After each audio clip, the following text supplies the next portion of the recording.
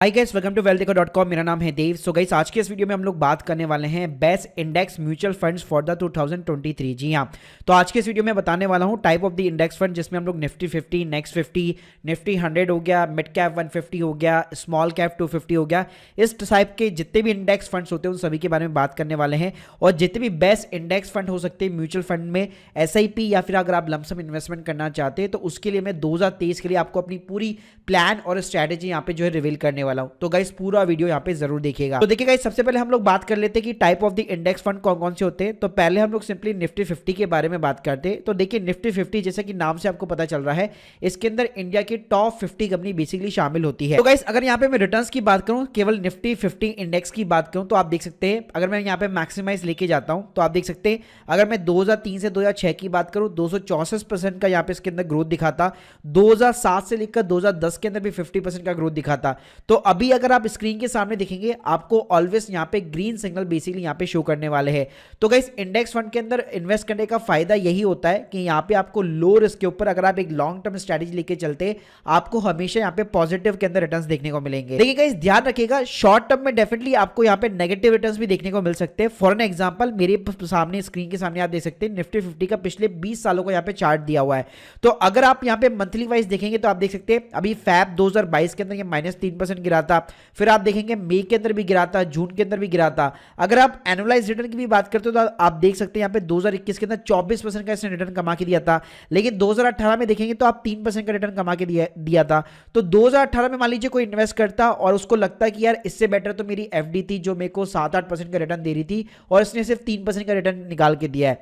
लेकिन कहीं अगर आप एक लॉन्ग टर्म पीरियड लेके चलते हैं, मान लीजिए 10 साल लेके चलते हैं, 5 साल लेके चलते हैं, तो यहाँ पे आपके जो रिटर्न होते हैं वो एक तरह से एवरेज हो जाते हैं। तो एवरेज अगर मैं सीएजीआर की बात करूं तो इंडेक्स जो इन्वेस्टिंग होती है वो इजीली आपको 12 से 14-15% तक रिटर्न निकाल के दे सकती है। अब गाइस अगर मैं निफ्टी 50 यहाँ पे कंपनीज की बात करूं तो इसके अंदर इंडिया की सारी जो टॉप रेटेड कंपनीज होती है वो शामिल होती है। रिलायंस हो गया, एचडीएफसी हो गया, आईसीआईसीआई बैंक, इन्फोसिस हो गया, टीसीएस हो गया, आईटीसी हो गया, ऐसे इसके अंदर 50 कंपनियां यहाँ पे शामिल होती है।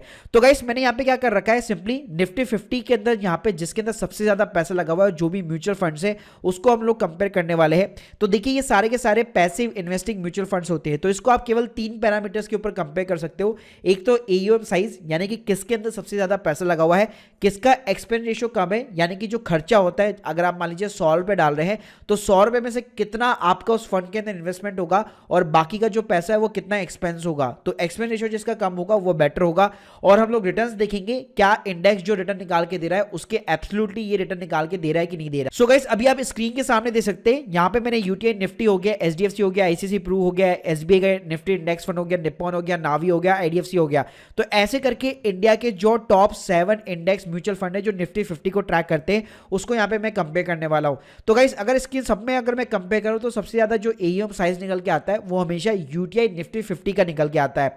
इवन अगर आप एक्सपेंस रेशियो भी देखेंगे तो सबका ऑलमोस्ट यहां पे बराबर ही है, 0.20 से लेकर आपको 0.18 हो गया, और नावी का जो है 0.06 सबसे कम है यहाँ पे। लेकिन अगर आप देखेंगे पिछले 5 साल का सीएजीआर तो सबसे जो यहाँ पे अच्छे रिटर्न्स निकाल के दिए या जो एकदम यहाँ पे निफ्टी 50 को यहाँ पे जो है without any kind of the tracking error दिए है वो यहाँ पे सिंपली यूटीआई निफ्टी 50 ने निकाल के दिए है। तो गाइस अगर मैं टॉप फंड्स के अंदर केवल आप निफ्टी 50 के फंड को चूज करना चाहते हैं तो यहाँ पे मैं हमेशा आपको यूटीआई निफ्टी 50 इंडेक्स फंड को ही यहाँ पे रिकमेंड करूंगा, जिसका एयूएम साइज भी सबसे ज्यादा है, सबसे ज्यादा यहाँ पे इसको फंड साइज जो है ईयर भी यहाँ पे हो चुके। बाकी अगर आप रिटर्न्स भी निकाल के देखोगे आपको ऑलमोस्ट सेम मिलेंगे, लेकिन यहाँ पे फंड का जो एयूएम साइज है वो बड़ा होने के कारण यहाँ पे आपको लिक्विडिटी जो है अच्छी खासी मिल जाती है। साथ में गाइस इस फंड के अंदर कोई भी ना एग्जिट लोड वगैरह भी नहीं है, तो कभी भी आप अपने फंड को जो है रिडीम कर सकते हैं। इसके अंदर कोई भी टर्म्स एंड कंडीशन नहीं है। बाकी फंड्स में आपको हो सकता है विद इन द 3 डेज या फिर 15 डेज का यहाँ पे एग्जिट लोड देखने को मिल जा सकता है। दूसरा गाइस हमारा निकल के आता है यहाँ पे इंडाइसेस, वो होता है सेंसेक्स का 30। तो देखिए सेंसेक्स के अंदर सिंपली यहाँ पे टॉप 30 कंपनी यहाँ पे शामिल होती है।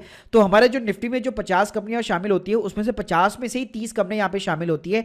सेंसेक्स सिंपली यहाँ पे बॉम्बे स्टॉक एक्सचेंज के ऊपर सिंपली ट्रेड करता है और उसके अंदर आप देख सकते हैं ये 30 के 30 कंपनियां यहाँ पे बेसिकली शामिल होती है, जिसके अंदर Asian paint, Axis bank, Bajaj finance, ऐसे बहुत अच्छी कंपनियां यहाँ पे शामिल हैं। गाइस अगर मैं सेंसेक्स की बात करूं एयूएम साइज वाइज तो यहाँ पे एचडीएफसी का इंडेक्स फंड हो गया, आईसीआईसीआई का Pru S&P BSE Sensex fund हो गया, निप्पॉन इंडिया का हो गया और यूटीआई का हो गया।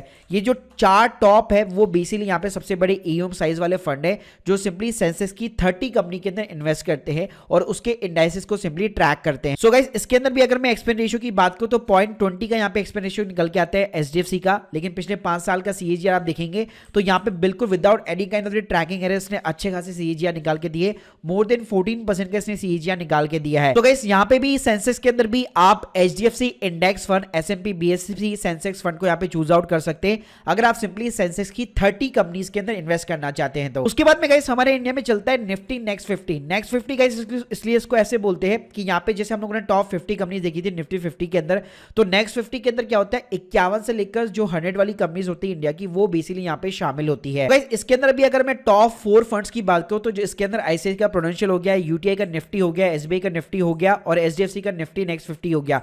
ये 4 फंड्स हैं जो बेसिकली नेक्स्ट 50 के अंदर बेसिकली काम करते हैं और जिसके अंदर सबसे ज्यादा यहाँ पे पैसा लगा हुआ है। लेकिन अगर मैं बात करूं टॉप रैंकिंग की तो यहाँ पे ऑलवेज आईसीआईसीआई का प्रोडेंशियल का निफ्टी नेक्स्ट 50 या फिर यूटीआई का निफ्टी नेक्स्ट 50 फंड, इन दोनों फंड्स को आप यहाँ पे कंसीडर कर सकते हैं जिसके अंदर मोर देन 2000 करोड़ रुपीस का एयूएम साइज है। एक्सपेंस रेशियो की गाइस मैं बात करूं तो यहाँ पे भी आपको 0.30 का बेसिकली एक्सपेंस रेशियो मिल जाने वाला है।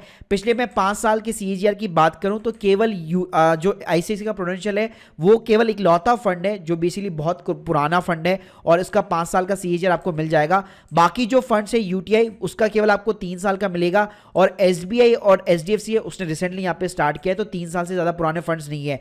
तो बेसिकली उसके हिसाब से अगर आप कंसीडर करना चाहते हैं तो आप आईसीआईसीआई प्रोडेंशियल या फिर यूटीआई निफ्टी नेक्स्ट 50 दोनों के अंदर कोई सा भी फंड यहाँ पे चूज आउट कर सकते हैं क्योंकि एक्सपेंस रेशियो भी आपको ऑलमोस्ट सेम मिलेगा और रिटर्न्स भी ऑलमोस्ट आपको सेम मिलने वाले हैं। उसके बाद में गाइस अगर लेट सपोज अगर आप निफ्टी 50 और निफ्टी नेक्स्ट 50 दोनों में अलग अलग फंड्स में अगर आप इन्वेस्ट नहीं करना चाहते, आप चाहते मैं एक से लेकर यानी कि 0 से लेकर जो जितनी भी 100 कंपनी है इंडिया की टॉप 100 कंपनीज उसके इंडाइसेस के ऊपर यहाँ पे मैं इन्वेस्ट करना चाहता हूं, तो गाइस उसके अंदर भी आपका एक म्यूचुअल फंड बहुत ही अच्छा शामिल है जिसका नाम है एक्सिस का निफ्टी 100 इंडेक्स फंड। तो ये भी एक इंडाइसेस फंड है। इसके अंदर एयूएम साइज जो है 901 करोड़ रुपए का है, एक्सपेंस रेशियो सबसे कम है जस्ट ओनली 0.15 है।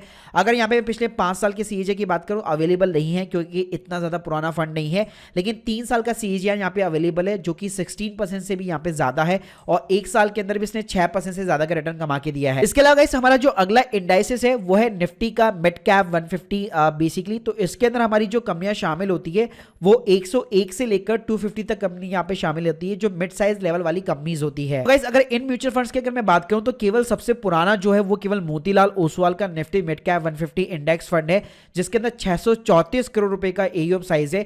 एक्सपेंस रेशियो जो है 0.22% का है, प्लस यहाँ पे 5 साल का सीएजीआर आपको अवेलेबल नहीं है क्योंकि ये जो Nifty mid cap 150 index fund है इसको ज्यादा टाइम नहीं हुआ है चले हुए।